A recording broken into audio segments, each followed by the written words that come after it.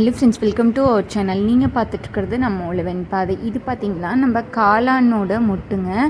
இது நாளைக்கு வெடிக்க போகிற மொட்டை தான் இது எல்லாமே.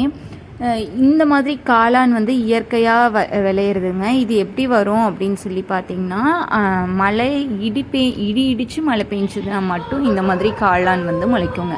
இது நம்ம காலையில் டைமில் எடுத்தது. ஃபுல்லாக பார்த்திங்கன்னா எந்த அளவுக்கு நல்லா மலர்ந்துருக்கு அப்படின்னு சொல்லி தெரியும். இது நம்ம தோட்டத்து சைடில் இருக்கவங்களுக்கு மட்டுமே தெரிஞ்ச காளானுங்க. இதுவே ஒரு சில காளான் ரகம் விஷ காளான் நிறையா இருக்குங்க. இது விஷக்காளான் கிடையாது, நம்மளோட நல்ல காளான் தான். இதுவுமே கொஞ்சம் நல்லா மொத்தமாக ஒரு பெரிய வெரைட்டி ஒன்று இருக்குங்க. இந்த மாதிரி ஒரு சில வெரைட்டிஸ் இருக்குது.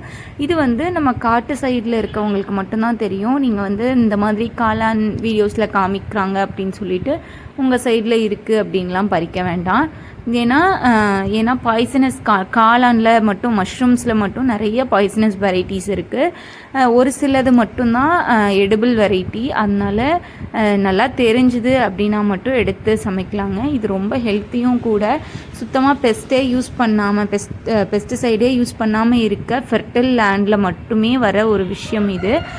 பார்த்திங்கன்னா தெரியும் எந்த அளவுக்கு வந்திருக்கு அப்படின்னு சொல்லிட்டு. இந்த கூடை வழியாகவே நமக்கு கிடைச்சிதுங்க.